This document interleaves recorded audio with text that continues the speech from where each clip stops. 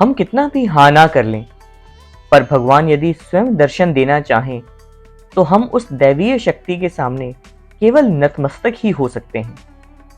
हमारा valley of flowers और हेमकुंड साहिब का ट्रैक खत्म हुआ और हम वापस 10 किलोमीटर का ट्रैक कर घनघेरिया से गोविंद घाट पहुंच गए। गोविंद घाट से श्री बद्रीनाथ जी की दूरी मात्र 25 किलोमीटर या 1 घंटे की ही है।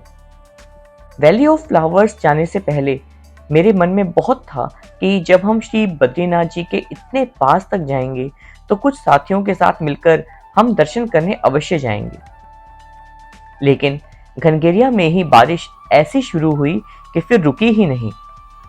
10 किलोमीटर का घनघेरिया से पुलना तक हम बारिश में ही ट्रैक करते हुए आए। जब गोविंद घाट पहुंचे तो मौसम खराब लग रहा था और टैक्सी वाले कहने लगे कि आप अपने रिस्क पर ही श्री बद्रीनाथ जी के दर्शन के लिए जा सकते हैं, क्योंकि अगर लैंडस्लाइड की वजह से रोड ब्लॉक हुई तो उनकी कोई जिम्मेदारी नहीं होगी। बहुत सारी ना नुकुर के बाद हम 15 लोगों के ग्रुप में से 5 लोग श्री बद्रीनाथ जी के दर्शन करने चल दिए। रास्ते बेहद मुश्किल थे, बारिश लगातार हो रही थी, सड़क जगह जगह पर टूटी हुई थी, लैंडस्लाइड हमें दिखाई दे रही थी, पर फिर भी भगवान श्री बद्रीनाथ जी की ऐसी कृपा हुई कि हमें कोई मुश्किलें बहुत बड़ी नहीं लगी और भगवान श्री बद्रीनाथ जी ने हमें भव्य दर्शन प्रदान किए।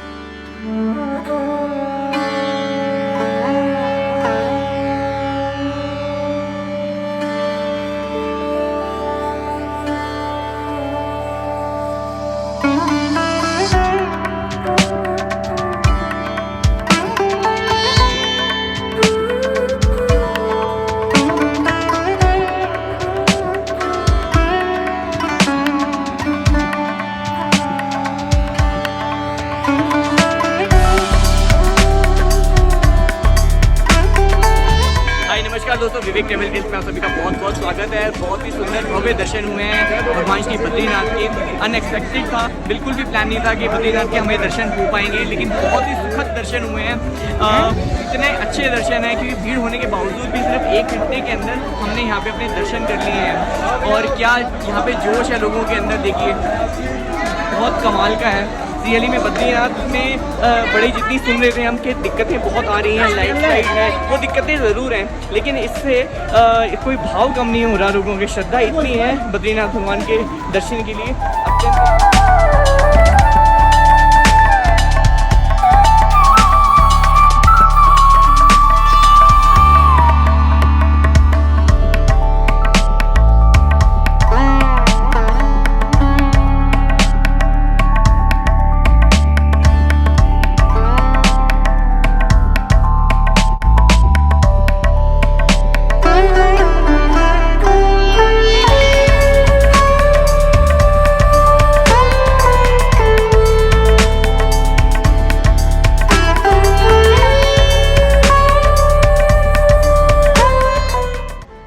हाय नमस्कार दोस्तों। तो मेरे पीछे देखिए ये है माना गांव। ये आखिरी विलेज पड़ता है, आखिरी हैबिटेट है उत्तराखंड में। और इसके बाद अगर आप चलेंगे तो आप चाइना पहुंच सकते हैं, क्योंकि इसके बाद चाइना का बॉर्डर शुरू हो जाता है। So last habitat, last village of Indian territory जहाँ पे इंडियन सिटीज़न रहते हैं, दैट इज़ अ माना विलेज। और माना विलेज में जो फेमस चीज़ें हैं या फेमस तीर्थ स्थल है वो है व्यास गुफा।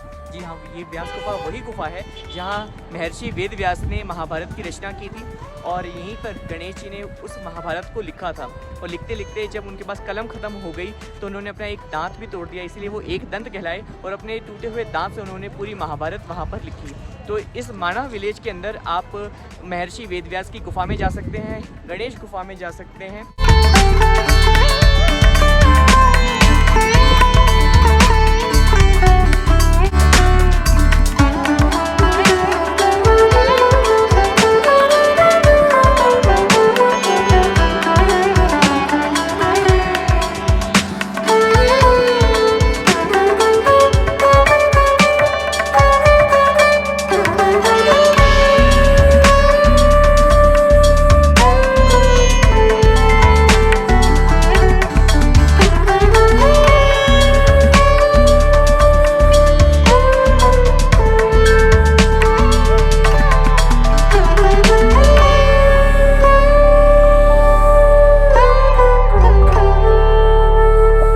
फ्रेंड्स, मेरे पीछे आप जो देख रहे हैं नरसिंह टेम्पल है और जोशीमठ में इसकी बहुत ही ज़्यादा मान्यता है।